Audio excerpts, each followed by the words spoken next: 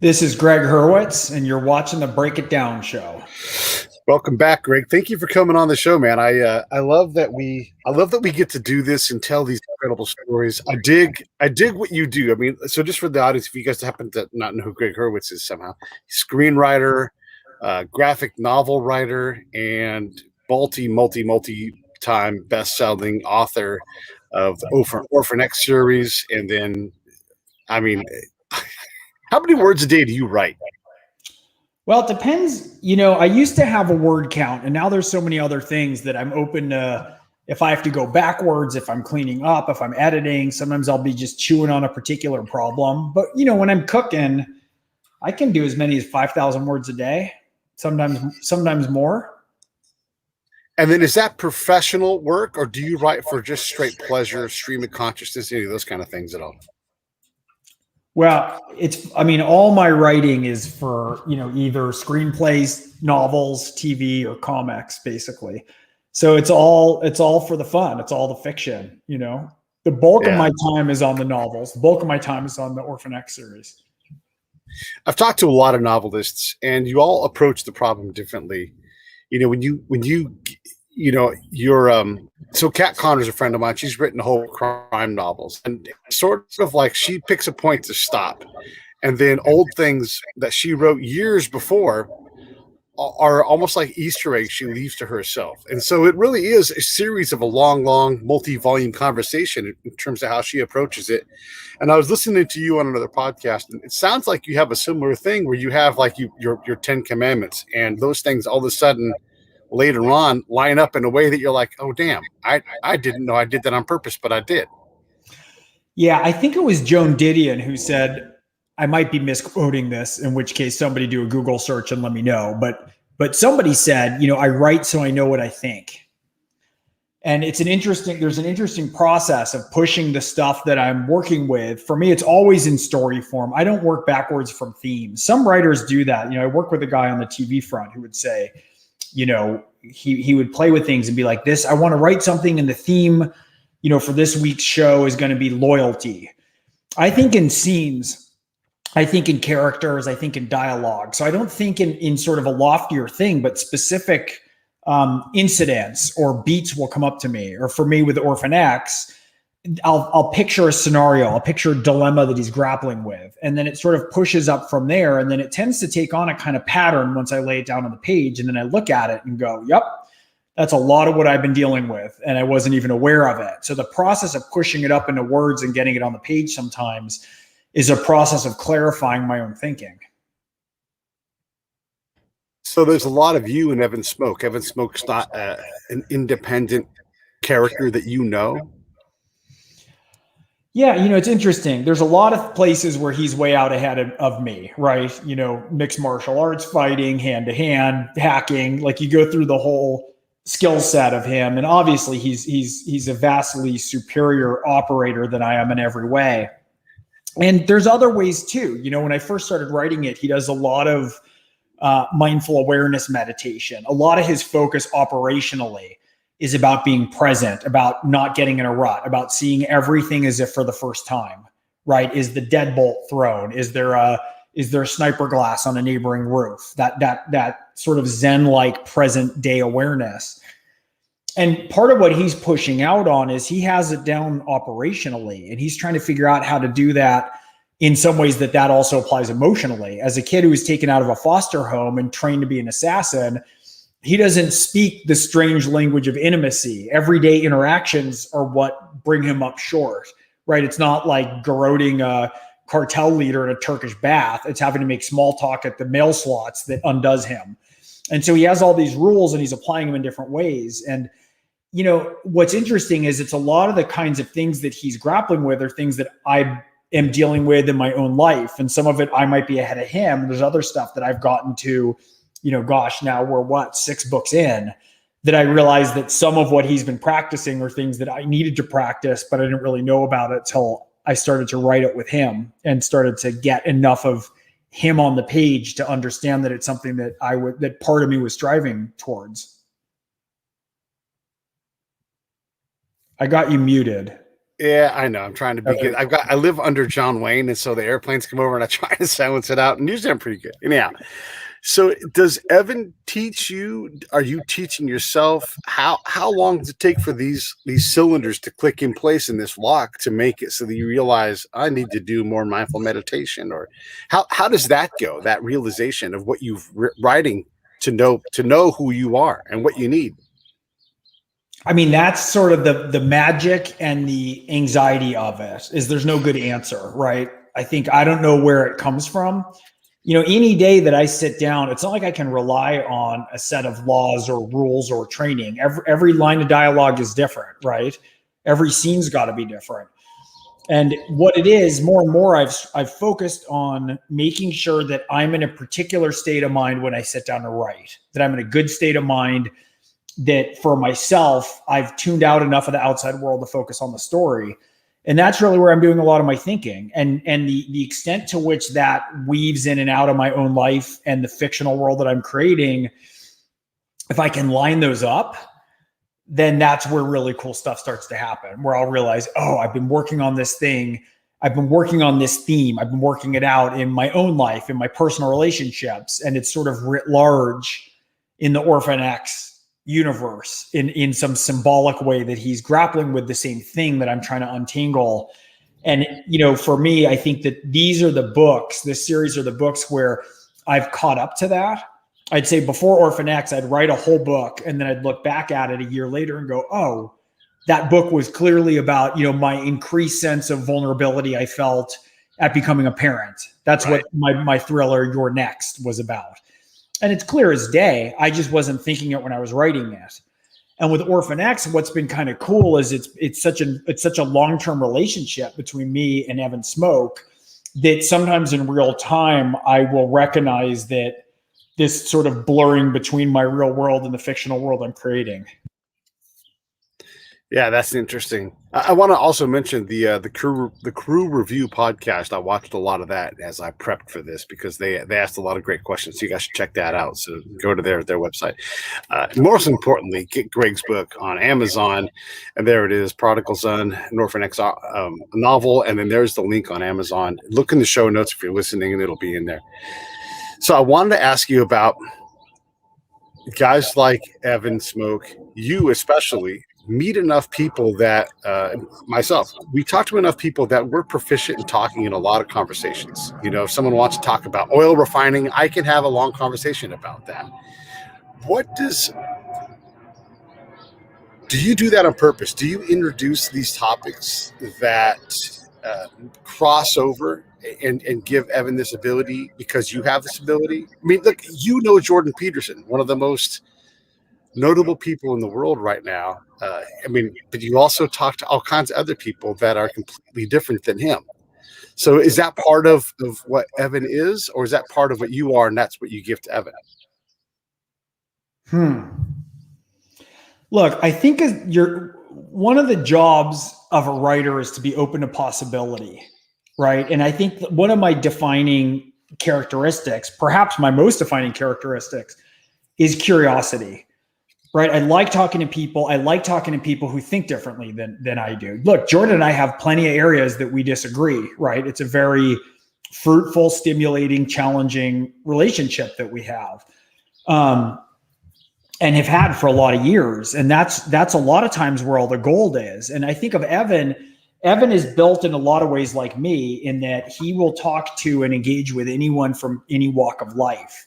I feel like if you surround yourselves with like-minded individuals, how boring the world is, how boring it is if you're surrounded with people who agree with you, right? Where everybody knows what they think before they say it. It's one of the things I hate about watching cable news, right? It's just so rarely surprising when you have, the proxy for this political leader and then the people who don't like that political leader. I like being surprised. I like being challenged. And a lot of it with Evan is one of the things that I've learned more and more, because I was always driven by this curiosity, is it's also tactical. It's tactical to understand. I did a lot of work over the last 4 years in politics. You and I have discussed some of that. In fact, I think that's how we met, right? Yeah. And part of what I did is I went out and talked to people from all the way around the wheel of political orientations, from, the far right to the far left, and had all these conversations to understand it. And one of the things when Evan is training, Jack Johns, his handler, who is like a father figure to him, he teaches him to observe. He teaches him to be present with what is. And if you have that Zen-like state of awareness, if you're looking at problems and solving problems, rarely do you have the luxury of shading yourself from reality under the parasol of a particular ideology, right? And so it's tactical to bring the best of what conservatives are. It's tactical to bring the best of what liberals represent, right? It's tactical to speak fluent science and speak fluent Jesus and speak fluent Buddha. And it's strategic too. And so we tend to look at all these things where we divide into camps, and we divide ourselves, into these bands beneath which we fly certain flags. And I find that there's things to take from all of them. And so that's how I am. My friends really range the whole gamut. And if I have different kinds of problems, I call friends from different arenas who haul me out of it, or make me question my assumptions, or can hit my blind spots in different ways. And so in a very weird way, and this is one of those things I think I figured out late into writing the series, that's a lot of what Evan is. He's got friends like Tommy Stojak, who's based on a real world friend of mine who was a early UDT diver, crusty old, these kinds of guys. Yeah. I love the guy. He passed away a few years ago.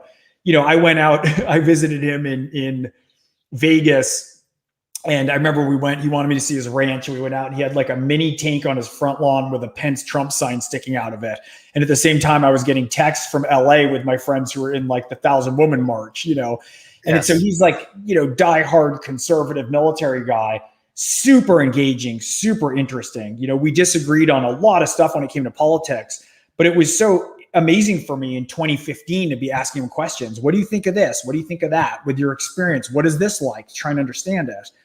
And then in Evan Smoak's world, so he has Tommy Stojak, who's based on that friend of mine. And he's also got, the 16-year-old Hispanic hacker, Joey Morales, right, who represents another part of the continuum or of the divide. But all the characters who populate his world, like a lot of my friends and people who populate my world, they're not reduced to what they believe on any one front. They're all, I hope, fascinating. They're expert in different arenas. They hold different views. And that's something that was an incredibly useful skill to me, to actually go out and engage with the world these last 4 years politically, is to have, I sort of had the psychological version of going off and having these tours of engagement. Yeah, I call that the ground truth. When you talk to people about what goes on in their day to day, the ground truth resides below tactics. So your strategy can drive tactics, but if those tactics aren't tethered to the ground, if your training doesn't drive the tactics that tether you to then it doesn't matter. You're not in any way going to achieve your theoretic or strategic goal, because there's no tethering between the different things. And when that's just I'm sorry, I'm interrupting you. No, go ahead. Well, it's really well stated. But if you go in to solve a particular problem, you don't have the luxury of ideology. Ideology does not apply to specific problems. And so much of what I learned, my political work in the last 4 years was to make good faith efforts to reach out to Republicans to make arguments for, my political ideology is more aligned with Biden and the Democrats than it is with Donald Trump. And I went out to talk to voters who were across the aisle, who were undecided, and to make good faith, respectful arguments to win them over the way we're supposed to, the way I had to be open to them making those arguments back to me. But it's funny, because when I went out and engaged in all that to actually solve problems, a lot of the ideology of the left doesn't have any bearing on reality when you go to solve things, to have real conversations. If I went by the slogans and catchphrases, if I'm drilling down trying to figure out how to talk to Cuban Americans in Miami, good luck. So it's like, the battle plan doesn't survive first contact with the enemy. In this case, I didn't view those voters as my enemies. But what I did realize is when I was going out to try and affect change in the real world, to engage in a real world way, in what I hope would be productive and positive dialogue, a lot of which I mirrored with Jordan, right? I've been on podcasts discussing politics with him. And that's, enlightening and engaging. We come at things from different angles. Yeah. But it's never something that's neat and clean and easy. Everything's complicated. And if you think that you don't have to be open to where you're wrong, if you think that you can try and change someone's mind without showing them the respect of first understanding why they think what they think, yes, good luck. I mean, no one should ever listen to you if you can't show a real willingness to understand how they see the world, and then think about how you see the world, and then think about, is there a common way to bring those into alignment? And I think there's a lot of that is underscored, in the Orphan X ethos, that, one of the things that Evan he was Orphan X, right? The government kind of planned him and set his moral compass, right? There was an operational ideology. He had to follow orders, even if they were immoral. And part of why he left the program and now is the nowhere man and he operates on his own is because he wanted to work in ways that where his missions are aligned with his own internal compass. And that doesn't have a Democrat or Republican bearing. It doesn't have red or blue. It's on the basis of when he sees people and looks at them and tries to understand, are they suffering and do they need my help? And can I help them? And that's the only thing he can get to that's close to an absolute good. And so it's interesting because he's very not political. I'm actually not that interested in politics. I'm interested in having conversations to try and get past polarization that can lead to damaging problems for people. That's where you and I met, again, how we first started talking about stuff is because we're having similar types of conversations. And so it's a really weird cross between the things that my character is learning, the ways my character was trained, and the ways, I try to engage my whole life with curiosity and openness, and then continue to do so in these cultural conversations. A lot of what I've done is that kind of thing. I go to Afghanistan. I'm not looking directly for the bad guy or when the attack is going to happen, because no one tells that guy the answer. Like if I come around like, hey, who's going to attack us next? That never gets answered in a way that makes any sense. And so I have to, and I know you talked about this a little bit on the other podcast too. I have to prepare myself. I have to have enough static knowledge in my head, but unassemble it. I have to have what I call tabula rasa, like a blank slate, because I have to take these pieces of knowledge that I have and see if they fit together into a program so I can understand their reality. And I don't have a lot of time to do that, right? It might be one conversation with this person. The next person I might talk to 10 times in 3 months. But I can't know anything, because if I make a mistake in my knowledge, because I think I know something, I'm not seeking to understand. I'm seeking to implement way ahead of schedule, before I've built trust. And I know that has to resonate with you, because you've done this work at the ground. Then obviously that informs your Evan Smoak, portion of your personal, I don't know, being or whatever. But how do you reckon with that tabula rasa concept, like of just wiping everything out and sending Evan to the field? I mean, it's easy for me to come with an answer to a question that I've never asked, to help someone. Part of what you're describing too, when you do that, when you're talking about when you go out to figure out the ground truth, it's part of it is like, it's almost like you have to be willing to rush to failure internally, to be like, I'm asking these questions, but the answers are coming from here. So let me throw out my whole frame and readjust. It's a constant, you have to be willing to embrace your blind spots and confirmation biases. And that's the hardest part operationally. That's part of why Evan's training has this sort of this Zen-like focus on being present, right? Because if you're present, you're observing what is. You're not observing the ruts and filters that you bring to it. Yeah. And it's really important to be willing to be wrong. And I will say, as I've climbed, certain, I shouldn't say climbed, as I've had access to people who are at varying levels of success at the highest levels, whether in politics, cultural conversation, celebrity, writers, whatever it is. The one thing that I find with people who are truly successful in a way where they're able to impact the world in ways that are transformational, right? Because transformational change is what is the most effective. They're secure enough to be wrong. And it's a huge trait. So if I'm working with a film director and they have all the answers and everything's going the way they want to go, it's fine. You hope they're talented and you can get out the talent from them that you hope to get. But when you have creative engagement with people who are constantly looking, and you can give a suggestion and they can read if your suggestion isn't just coming from control and wanting things to be your way. If you can establish a positive feedback loop where you're open, where you have the strength and the courage to be open to being wrong and to taking suggestions, all of a sudden the world opens up to you. And so that's a lot of what it is when, and obviously when I write thrillers, because I love thrillers, it's that writ large, right? Evan goes into a circumstance he knows nothing about. He goes undercover and winds up breaking into a prison, right, and into the fire. He winds up walking into a gang leadership, going to a cartel compound. He goes wherever he needs to go, and his eyes are open, and he's paying attention to everything that's happening. And quite often, I make sure that the turns in the plot are turns that aren't just sort of a twist or turn for the sake of fictional contrivance, but they're ones that throw into question his perception and his worldview, right? He went into a mission thinking it's this, and it's completely different in a way that will challenge him and requires him to learn psychologically. And if he can learn psychologically, emotionally, spiritually, if it requires real growth and all the dirtiness that comes with real growth, because all the knowledge that we seek is always in the dirtiest place that we don't want to look, right?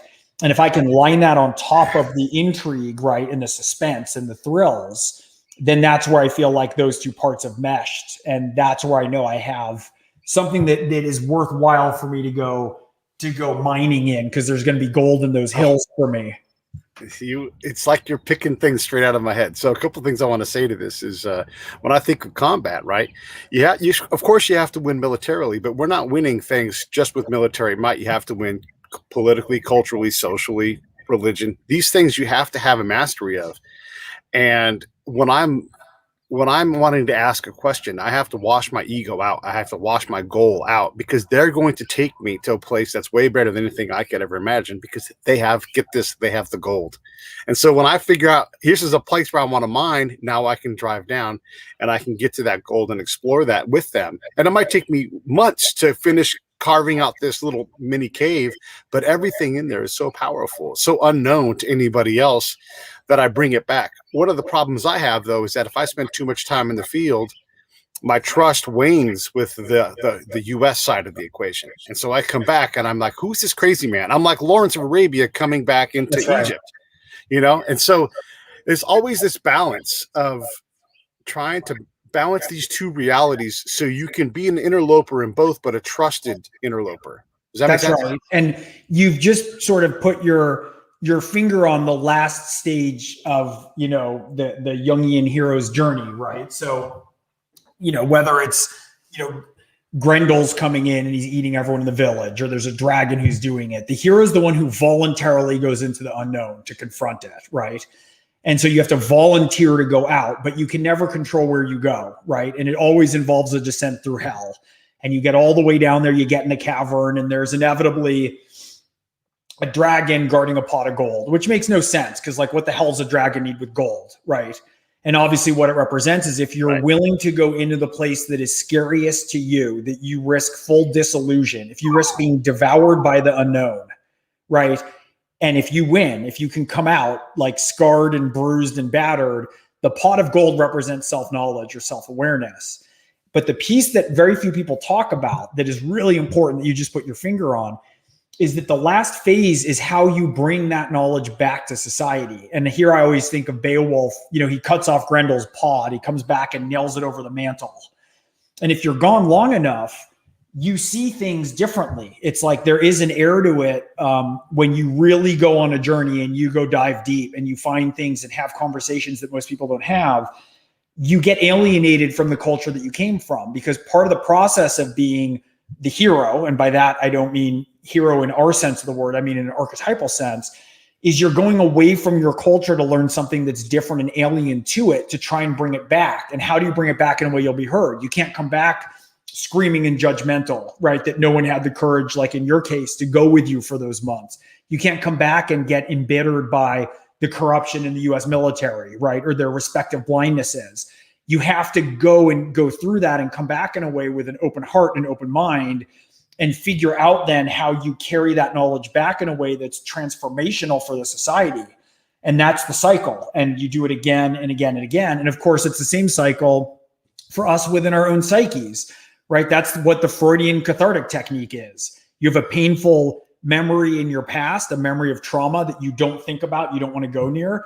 Guess what? You got to go right to the heart of it You got to go dive all the way in and liberate it and bring it back to your present self, and then try to liberate some and transform some part of yourself. So there's all these parallels of the ways that psychology works and archetypal journeys work. And a lot of the work you're saying when you went out in the field and had to do that, it's an unbelievably brave process for you, because part of what you're risking is your disillusion into a whole other set of norms and values.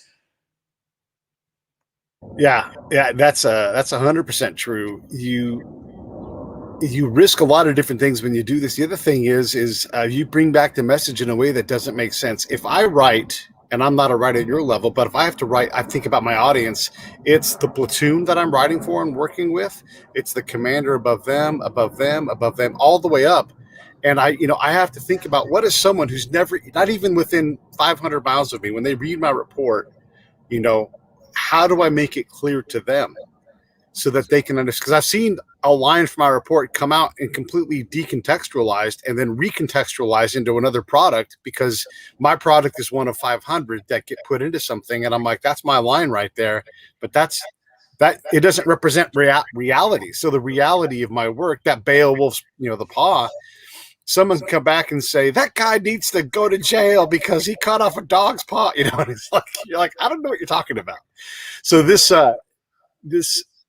it's really challenging for the hero in this case to go do these things. And then also, if that happens in the other direction. So when I would go back, I've got this trust built. I'm back with the villagers again, and they've got to believe that I am an agent for them in a positive way. So just as much as that, so I am this two-way communication channel, and both sides require a tremendous amount of work to balance the impact of primarily the U.S., because the U.S. has all the power, and it shoots its ray gun at everything, and it's like, solve this problem. The other thing I want to add into this, before we discuss it, is the dangers I have to prepare for, as you said, are not just these physical dangers. So yes, I might have a platoon with me and there's a lot of force there, but I can't rely on that force, because a lot of what protects me and allows me to create trust is charm, is the ability to extract their culture and show it back to them and see if I get it right, until they're like, yes, you get us, because that's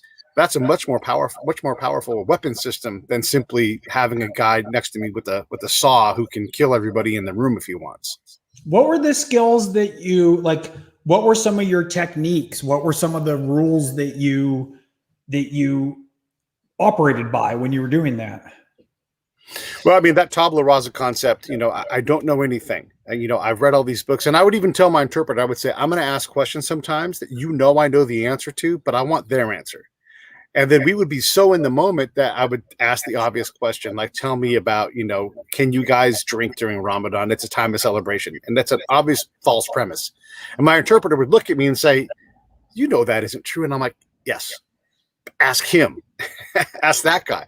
And so I'd have all these things where I would try to tease out as much of their culture. And once I get them talking about what it is they're passionate about, now I have this loose control over a conversation, and I get them like a galloping horse. They're galloping and I don't have reins, and I let go of the reins, and I'm just nudging with my knees almost that horse to get it to gently go towards where I want it to go, because it's going to go where it is driven to. And I want to know where that is, because that lack of control allows that person to guide the conversation in a way that I'm comfortable with, because I know they're going to someplace they need to go to. And if we end up in a field and it's like, oh, I'm done running this way, and then it runs a different direction, that's fine. I can always gain control back. Does that make sense? Yeah. All right, let me ask you an actual question. As you pick up these bits of knowledge from all of these different people, the SEALs that and so many different people, how precious are these moments? Is this like, stop what I'm doing, write it down kind of moment, like when you get something like that, or when a piece of the puzzle is presented to you, or can you hold on to that and get to it when you get back from going to Ralph's or whatever? It's funny. I've been thinking about that a lot. I always have a notebook with me. At times, but one of the things that I've realized is some of the bigger shifts, the time that's the most useful, if let's say I'm with a cop, I don't want to know the stuff that I can research online or I can find from books, or that the PIO, the public information officer, is going to tell me, right? I don't want the pre-digested stuff. The most useful time when, as writers, one of the things I always try and do is I'm trying to pull on the face mask of my characters and see the world through their eye holes, right? I want to see how they see things and think. And that comes from hanging out. It comes from drinking together. It comes from seeing what they pay attention to. It's what they observe, being curious, being open. It's not like I go in and lay out a roadmap and go, here's what I've learned about SEALs, right? You always sit with your back to the wall. And like there's all the annoying, right, tropes and nonsense. But what's really interesting for me is, what are the things that motivate you, right? What piques your curiosity? What are the knots that you're fussing with, right? That you're trying to, that you're pulling at? What are the, and especially with some of these relationships that are long-term relationships, you know, for me, I mean, this is some of my closest friends now are in, you know, wildly divergent fields, and we can have real conversations about what they're grappling with, what haunts them, right? Where the source of their value is, how they let go of things, right? How their value structure has changed. You know, you know, I tend to be really drawn to people who have a drive for excellence and daring. Those are things that are interesting for me, whether it's entrepreneurially, whether it's business, whether it's athletes, whether it's, you know, somebody who works in construction and they're the best person in a particular job. That drive for excellence, right? That drive for meticulousness.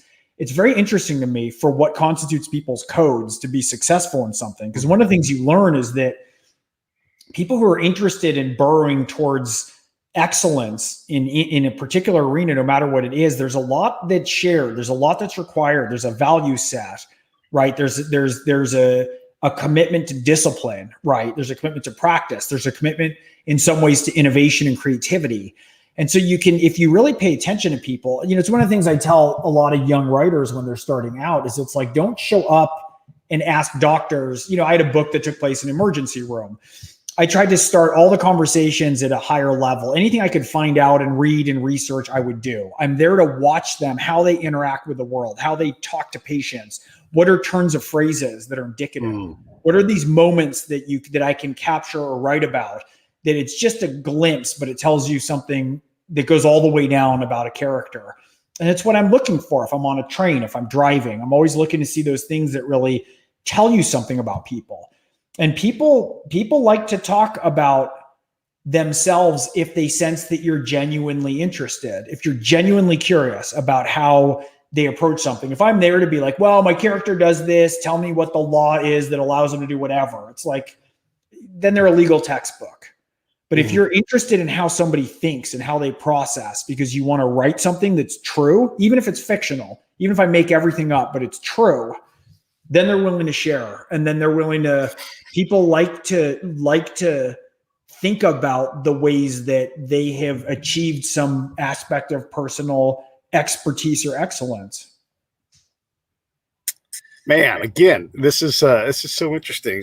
When, you know, in my line of work before, you know, when you go out, sometimes it's not your meeting. You're just there in case someone else needs to talk, or, you know, it's my day, your day kind of thing.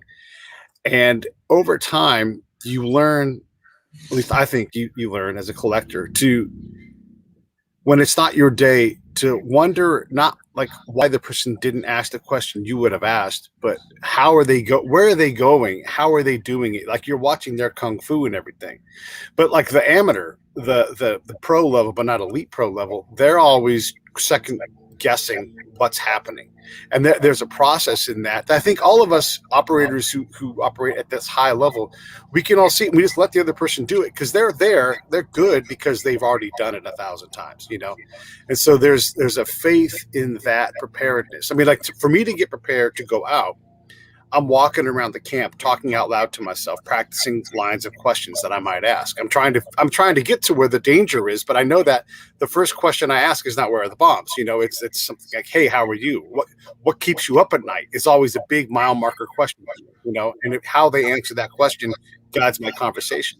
So if you watch me, you should think Pete's just having a conversation. He's not even working. And if you think that I'm working, then I'm being too controlling. I'm too in control of that conversation. It should look like I'm having a great time, having a great conversation, because people want to talk to people like that. Does that track? Mm-hmm. Yeah. And that's where people have room, If you listen well, people tell you almost anything about themselves. Yeah. That's sort of my philosophy is if you become this network person who knows a lot of people, you'll be introduced to people that you can't meet through your own means. And because you're that same genuine person, like I don't use a cover, I'm just Pete. I don't give them all the details. I don't tell them where I live and everything, but that way, if I meet two guys, and hopefully I'm so connected that I'm meeting people that I don't know. And they're like, oh, this is Pete. You can trust him. He's a good dude. Because I've never lied to any of these people. Mm-hmm. When Evan is out doing things, how does he know he's going to get back? I know that I'm going to use my force of personality. I know that I'm going to wrap myself up in the protection of that shake. If that shake says I'm safe, then I don't question it for 1 second. Because if they got me anyhow. But I trust that person because I've used culture to get there. Does he have a sense and awareness of that, of how to protect himself with that culture? Well, he was the ultimate cutout man, right? I mean, that's why they went into foster homes to pull kids out in the orphan programs, because no one would miss them if they're gone. They're disposable weapons, right? They're fully expendable. That's right. And if they get caught, they could get tortured to pieces in a third world cell and no one's going to miss them or come asking. And they don't know anything. They don't have any information to give up. So he was trained to be fiercely, fiercely independent. And one of the things that defines him in a lot of ways is he's not the biggest guy like Jack Reacher. He's not the suavest guy like James Bond. He's number 2 or 3 in all the categories. And in some ways, I based him on Ulysses, right? Who is, he's the man of many wiles. He has to bring the totality of who he is in order to win the day, in order to achieve a mission. And sometimes that might require, he's not as good a shooter as Tommy Stojak. He's not as good a hacker as Joey Morales. He's not as good as forger as Melinda Trong, right? He's got all these subject matter experts who are better than him at individual things. But if he can achieve that state of focus, of paying attention, of noticing what is going on, it's part of why he's the nowhere man, right? It's a Zen-like state of non-existence almost. And if he can mirror it and occupy that space, the only person he can count on in the end is himself. Yeah, I love it. How does he reckon with his nowhere man status? I mean, when you listen to Desperado, how does he not go, damn, I got to get home soon and develop some roots and, develop some kind of other life? I mean, I know he's a fictional character, but does he ever consider this kind of stuff? Like, how do you got a sweet pad with all kinds of incredible things, but you're never there. And then I know that when I would come home from combat, it would take me weeks to mentally arrive. Weeks, re-entry is brutal. Yeah, it is. It's super hard. Yeah. Well, And, Evan, when he's operating, it's sort of like all of his training. It's the best and worst thing that ever happened to him, right? It's how a lot of people describe combat. It's the worst time, the most traumatic, dangerous, scary time in their life. But at the same time, they know that the guys who they're with, right, have their back. And there's this sort of sense of almost evolutionary purpose that you feel and camaraderie that's in your cells, that your life is sharpened to this point of unbelievable meaning. And it's all just a mess. And that's in some ways how his whole life was. It's part of why I made Jack Johns, his handler who takes him out and trains him. I wanted Jack to actually really love him. And Jack tells him, the hard part's not making you a killer. The hard part is keeping you human. Because I wanted all of the training and what he's trained to do. These are awesome in the real sense of the word things. They're awesome, awful things that he has to go out and do. But Jack also put him in the world and aligned him towards meaning in a way he wouldn't have had otherwise. And so I think of Evan a lot. He was raised without speaking the strange language of intimacy. He doesn't understand small talk. And so he lives among people. I wanted to take an archetypal character, right? Like a Clint Eastwood-like character, but he lives in the world where you and I live. He has to go through that process of re-entry that you talk about. He lives among ordinary people. He's got a penthouse in a residential tower in Los Angeles. He's surrounded by normal people. He's getting pulled into HOA meetings, dealing with all sorts of annoyances around him. That's a lot of the humor and the fun. But a lot of what I wanted to write about is that quest to maintain his humanity, to try and burrow his way to that. And I picture him as a guy who's got his face up to the glass. It's like the aquarium glass. And he's looking in at these people leading these ordinary lives that he himself can never have. But if they're sufficiently threatened, and that's when they call him, right? They call 1-855 to nowhere. And your listeners can call that number and you'll see what happens. And that's his emergency encrypted line. If they're being, terrorized at the hands of abusers, tyrants, or bullies, they call him. And even if he can never have that life that he can see, what he can do is go in and get somebody, help people get back to an ordinary life that he himself can never have. And that in some ways is his blessing and his curse. He can do it for other people, but he can never have that, not by dint of who he is. So 1-855 to nowhere, but the two is to nowhere. Let me two. correct that. That's to nowhere. Got it. I recognize there's too many numbers in there. To nowhere. Okay. A lot of times in these stories, you see these contrived circumstances. I mean, it's all contrived, but where you have to do all these. Mission Impossible is great at this. You have to free fall into a ventilation shaft and then stop right at the ground. But oftentimes in combat, it's just the direct route, simple route. Hey, can I come in and check things out? Yeah, sure. I don't care. Or $20, gets you in somewhere because the guy's like, you just paid me more in an hour, in a second than I get in an hour. So how do you balance when you just need to get this thing done and you simply ask, or you just open the door like, hey, is there a loose, it's like checking old payphones for a dime. And you're like, hey, I found one, I don't know what, 20% of the time you'd find a dime. And it's just, you just put your finger in there and check.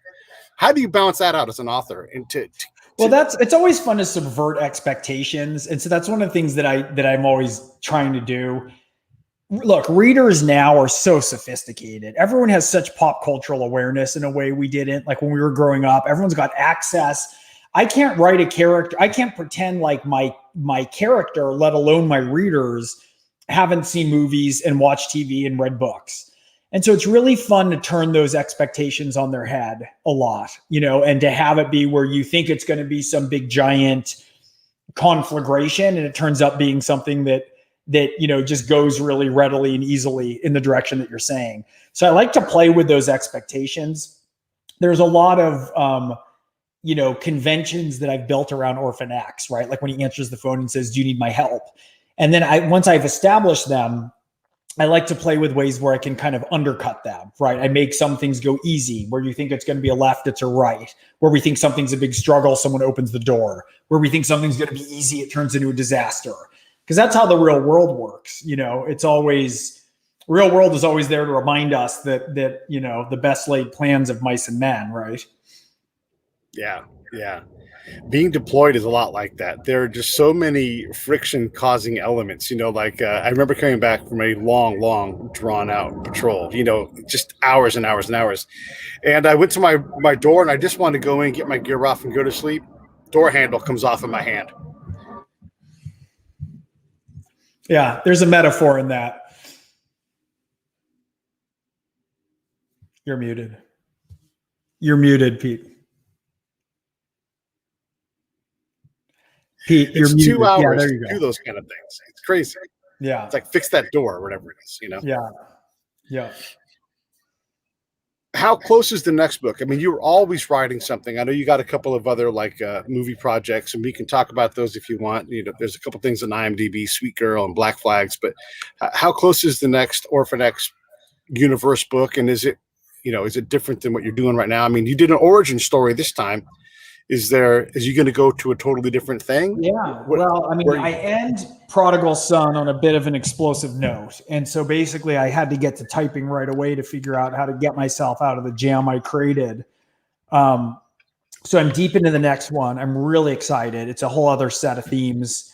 It's a whole other set of circumstances, which I've been dying to dive into. And so I'm having a lot of fun with it. On the movie front, I have a film coming out this year from Netflix called Sweet Girl, starring Jason Momoa. That should be a blast. I sold another script with my a screenwriting buddy who I write with, called Philip Eisner, and we just sold a script called Sabine, and we just got our director attached. He's a Spanish director, Jesus Colomar, who did Money Heist on Netflix. It's a great Spanish kind of crime heist series. And so we're trying to get that script into shape, getting that ready for production with him. And I'm working on the TV pilot for Orphan X, dealing with a comic, still tinkering here and there a little bit with politics, and, trying to keep sane here in LA, where we're number one in the world for COVID, which is not an accomplishment we were striving for. So it's busy. I got a lot of typing to do. And so it's fun. I feel engaged and alive, and that's about all we can hope for. Do you have to stop yourself when you're typing? Like, hey, 12 hours enough. It's Friday afternoon. I'm stopping right now, no matter what. Like, how do you turn it off? Because you have a zillion ideas and you're so brilliant with the way you weave it all together. It's got to be a riot to do it. But at some point you have to go live your real life, Yeah, that's a hard thing with the balance. I will say with the pandemic and some of the political work, that shifted a little for me. It used to be that it was harder for me to not write than to write.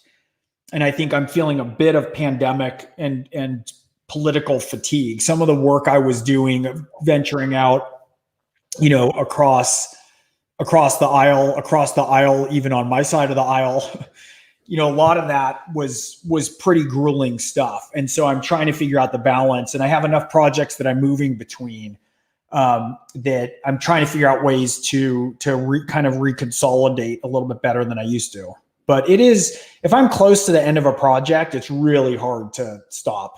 It's really hard to put down writing when I'm going towards the end of a book. I don't want to do anything else. I don't want to eat. I don't want to sleep. I don't want to stop. I don't want to deal with phone calls, nothing. Yeah. I mean, this is what you do. It's how you get paid. It's the world you live in and everything. And then how do you, like, we took a quick 1-day overnight trip out to Palm Springs this past week just to kind of reset, because we're a little bit stir crazy from COVID and, we all need to decompress. Do you have something like that? Do you go to Hawaii or whatever? Or what do you do to get away from all of it and then make yourself stay away when you're away? Well, we haven't much with this pandemic because it's been a lot to contend with here. But, usually I'm away on book tour. I mean, I had a 7-month stretch for The Nowhere Man, the second Orphan X book, that I was gone more than I was in LA. I did 7 different countries in 6 months, I want to say. And so usually this whole month I'd be gone on book tour, and then I'd be over in England doing that whole book tour. But I'm doing everything remote now. And so, no, we've been pretty bunkered down here in LA. It's so bad in this county, as that it doesn't feel that responsible for me to be ranging out into other territories where they have, lower rates. We're trying to just kind of hang on here. So I've tried to do that responsibly. I got my 3 pups. I got 3 big old Rhodesian Ridgebacks. So I'm doing a lot of hiking and walking with them and wrestling with them and, getting out. We live in got some good hiking trails around us and stuff. So I'm trying to just get out under the stars a bit when I can. Yeah, that is the standard. You're part of the world. That's what have people get out into the canyons and they take their dogs out. And your dogs are incredible. I wanted to ask you, this is, I don't want to get too political, but in general, like this, there's landscapers everywhere. It's really hard with tolerance, right? We always say we have to be tolerant, but intolerance is a human norm. It's what we do. How do we force ourselves to listen and to tolerate, just simply tolerating something? I'm not saying evil things, but we struggle to tolerate just simple things right now. Well, I mean, one of the things that I've looked at more and more is politically is that a lot of the problems that we're contending with, like, it's not like one political party has a pass on it. Like the statistic I kept coming back to is that $50 trillion with a T in the last 40 years have migrated from the lowest 90% to the top 1%. Not entirely through free market capitalist means, right? That's lobbyists writing bills. That's knocking out innovation and competition. And so people are hurting. A lot of Trump's message to that was accurate. I don't think his messaging about the fact that American workers are hurting, just that piece of the messaging only I'm referring to. But that didn't happen just under Republicans, right? That happened under Republican and Democratic leadership both. And one of the ways I've found a huge amount of tolerance is to just realize that I don't have a banner that I travel under that I feel like I have to defend. I feel like if I react from a really true place and what things I feel and where I think errors need to be adjusted or where I need to admit things, there's so much more power in being able to have flexibility with it. You know, and in terms of intolerance, I've paid attention a lot. I mean, trying to get anything done that mattered in any way in this political and cultural climate is an unbelievably difficult venture. And I tried to pay attention a lot to any ways that I was going to be subject to or lost to moral outrage that wasn't real, or, you know, virtue signaling, or getting drawn into this camp, or using buzzwords, or any piece of it. And one of the ways that I did that was I focused unerringly on people's intentions, right? Rather than just the language that they chose to use. And I focused on outcomes. It's rather than on permission structures. Who's allowed to say what, right? What's the right phrase we can say if you're a liberal, if you're a conservative? There's all these ways that we tingle up in what I think are surface topics that then lead to outrage and, you know, dissent and intolerance. And then everyone can feel like a hero the more outraged you are. And I got laser focused on trying to create outcomes that I thought were important. And if you're focused on an outcome, you don't often have time to get that outraged or that intolerant, right? If someone doesn't agree with you, you go, okay, I'm going to move on. This isn't going to be fruitful for the outcome that I want, right? And if you can win people over, you always need allies, man. You always need allies. You always need more people to help, right? And I have, you know, it's funny, in my core group of my, you know, two of my closest friends here, one born again Christian, son of a missionary. He's one of those guys who went in and just said, screw it, and pulled the lever for Trump, right? He was that voter. I was voted Democrat. One of my other friends, Navy SEAL, didn't vote both times. Votes were the same in 2016 and 2020, right? There was a lot of conversations we had, the three of us. Everyone went down the same exact way. It's easy to be intolerant. It's easy to get angry. I certainly felt that. I think at times they felt frustration with me for not understanding that differently. But there's nothing to be gained in not trying to understand that we have to keep talking. Like, if I know these are both like good men, right? There's no upside for me to label them evil or ignorant or not canaries in a particular coal mine, that they're sensing something that's off kilter that they can't get their head around, right? No matter what that is, whether I agree with it or not, right? Whether it's based on what I think is the best interpretation of facts or not. And so, you know, I go in with a couple of suppositions. I can always be wrong, right? I always have blind spots. And other people are seeing things that I can't, and I have to understand them, even if I disagree with them. And basically the ultimate disagreement, even if, let's say, it's the ultimate disagreement and it's people, let's say, who represent for me the most dangerous aspects of the political spectrum, right? We're talking to people way far extremists who represent things that none of us who are in the same broad swath of the middle agree with. You still want to listen to them and talk to them and understand them, because you got to know your enemy, if in fact they're going to be our enemies. And so there's just no version for cutting off and closing down and retreating, because it's not effective to winning more allies. It's not effective to engaging to figure out where either your message or parts of your message are wrong, where you can win other people over, or where you better be aware with your eyes open of what's going on, because you need to understand what's happening, because it is in fact far enough on the other side that it constitutes someone who's an enemy that you better be aware of. And so to me, you know, sort of outrage and intolerance gets in the way of all that. It's like, sure, we can have intolerance. Like, I hate Nazis. Look at my last name. Like, what good does it do me to go around and proclaim that, right? Anyone who's a reasonable person is going to disagree with that. It doesn't gain me anything to do that, or to equate people with that who aren't in fact that, who have just different views in other ways. The same way that it would piss me off when the further elements of the right would equate the entire Democratic and liberal, anyone who is a member of the Democratic Party or liberal, when they would equate them with the furthest left extremes from our party. It doesn't go anywhere. So you can get a dopamine rush of getting more likes on social media, but that's not committing to trying to figure out how we are moving forward.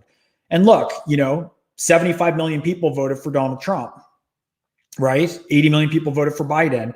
That's we're all moving forward together. Like no one got off the bus when 2020 ended.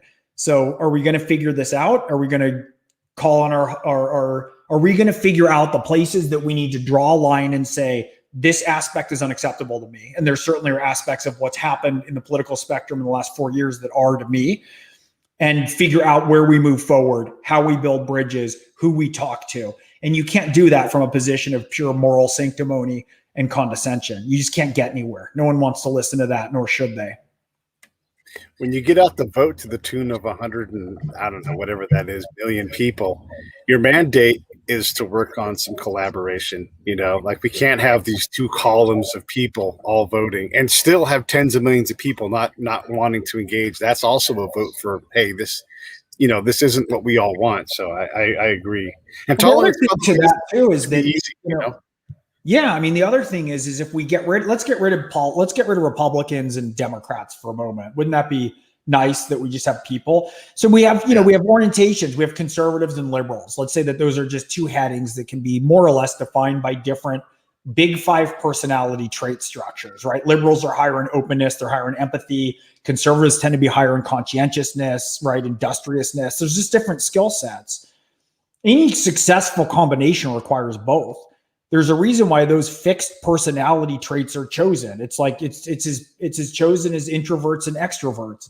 You can't shame somebody into a different worldview, and they provide different things. You look at how corporations run, businesses and startups, right? The sort of visionaries and founders often tend to be more liberal in orientation, right? They're higher trait openness. They blur boundaries. They expand. But guess what? If you leave them in charge, they'll run the train right off a cliff, right? You need conservatives who know how to run things, who understand like different modes of discipline. Like there's so much more strength and understanding, and constantly trying to expand one's own sense of both of those spheres of ways of approaching the world. If we look at them, not even politically, but just culturally and psychologically and adaptively, they're different. They're complementary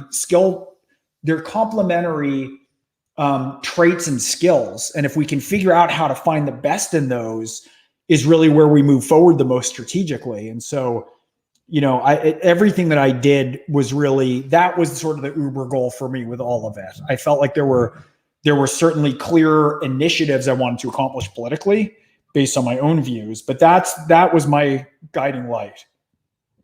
I love it. I love that you can have that conversation. And yeah, when you go out and you talk amongst people, you don't talk to Democrats and Republicans. You talk to people.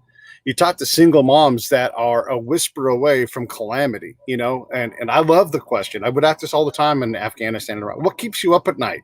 Because there's something for most people, and it's not going to be what you think it is. It's going to be real world shit that is likely.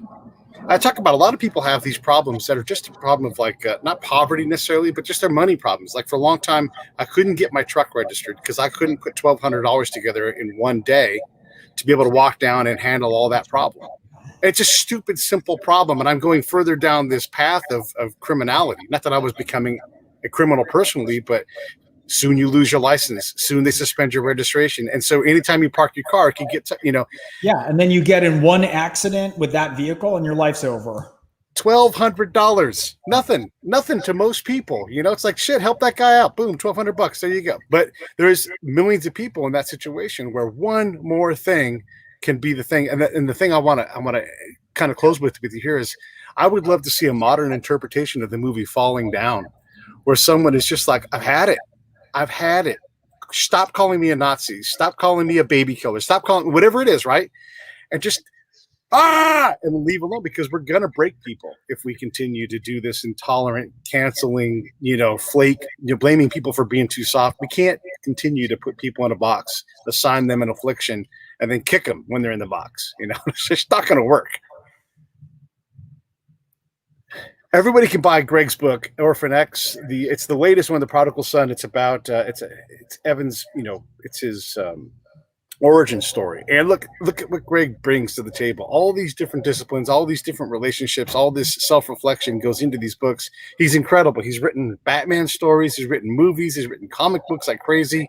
You guys got to support this guy. His stuff is fantastic. You can go to Amazon, that link there. If you're listening on the podcast side, you'll be able to get all the links there as well too. So anything in closing it all, Gregg? No, I appreciate you having me on. It's always good to talk and hit some of this stuff from a different angle. Prodigal Son. It's funny. I was thinking about what you said, and Prodigal Son starts with a guy who has the person who Evan is helping. He's got a bunch of tickets that went unpaid, and that starts the slippery slope for him winding up in a place that's increasingly more difficult, right? Because then it's fines on top of that, and he just can't get his feet back under him when he's down. And there's a lot of people who feel that way. I'd say that's the biggest thing that I learned. I traveled a ton. I had a ton of conversations in red and blue states. And there's a lot of people out there, who just are having a hard time figuring out how to not get help and charity and handouts. They're trying to figure out how to have the society and our the beautiful capitalist engine, right, set up in a way that will give them the freedom to be able to get their lives back. And so that played a big role in this for me in Prodigal Son. And it's so funny that's the example you gave, because that's how it starts with this guy. He's got some tickets that go unpaid, and it just opens up the doors of hell for him in a whole other kind of way. Well, I appreciate that. You guys definitely go check out the book. It's going to be awesome. I'm going to buy a version of it on Kindle, or actually on Audible. Actually, go for a walk or two and have that thing knocked out. Stand by for 1 sec, Greg. Hey, thanks for watching the show. I really appreciate it. Right here, you can subscribe. Please do that. It makes the show grow. Hit that notification bell so you know which incredible guest is coming up next. Down below is the PayPal link. You can put a small subscription in. That is an enormous help. All that money goes right back into the show. And then right up over here are the next episodes you should listen to, curated by yours truly. Thank you so much